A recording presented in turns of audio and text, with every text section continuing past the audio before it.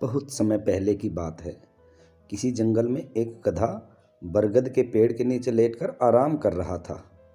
लेटे लेटे उसके मन में बुरे ख्याल आने लगे। उसने सोचा, यदि धरती फट गई तो तेरा क्या होगा।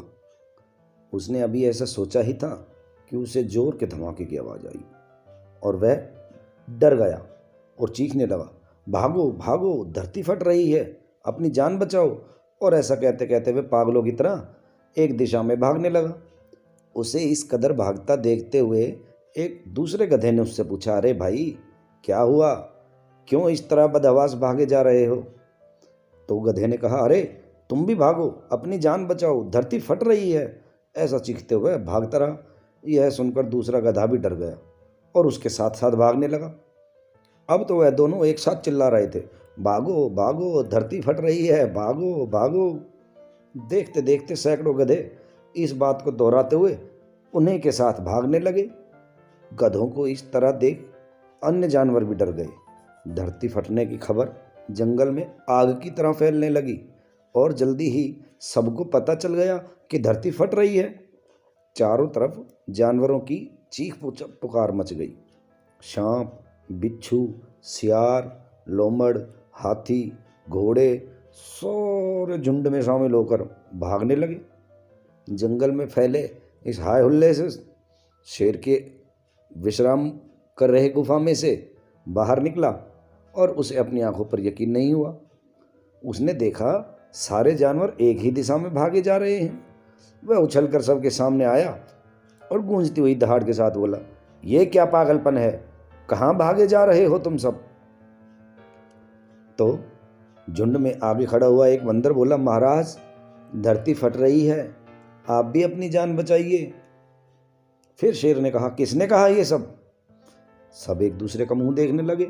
फिर बंदर बोला, मुझे तो ये बात चीते ने बताई थी। चीते ने कहा, मैंने तो ये पक्षियों से सुना था और ऐसे करते करते पता चला कि ये बात सबसे पहले गधे ने बताई थी। गधे को महाराज के सामने बुलाया गया।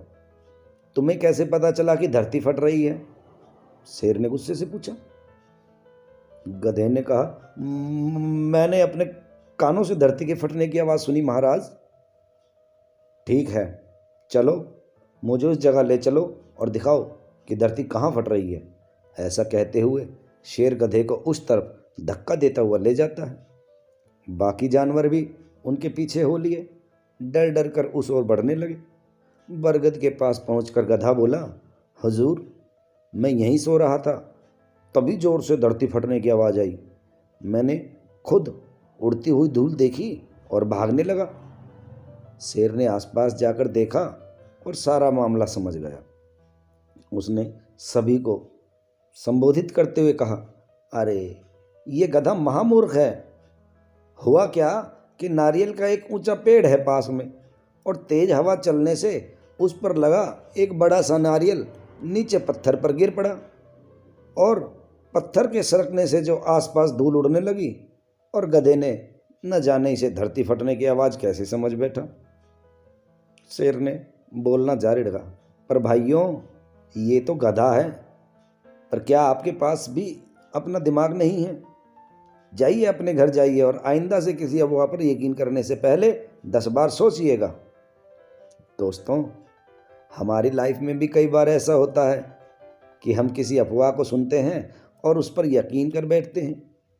इन अफवाहों की चपेट में आकर हम कई बार ज़्यादा पैसों के लालच में अपनी मेहनत की कमाई को ऐसी ऐसी कंपनियों में, ऐसे ऐसे कामों में लगा देते हैं जिनका हमें कुछ हल नहीं मिलता। ध्यान रहे दोस्तों, हमें कभी किसी की बातों में यकीन करने से पहले अपना दिमाग जरूर लगा लेना चाहिए और ये भी समझ लेना चाहिए कि अगर सैकड़ों लोग किसी गलत चीज़ को बढ़ावा दे रहे हैं तो वो गलत ही होती है और उस गलत चीज़ से बचने में ही हमारी भलाई है। कहानी अच्छी लगे तो लाइक और शेयर ज़रूर करना और चैनल को सब्सक्राइब करना, और हाँ, कमेंट करना ना भूलें। मिलते हैं अगली कहानी में, तब तक के लिए जय श्री राम।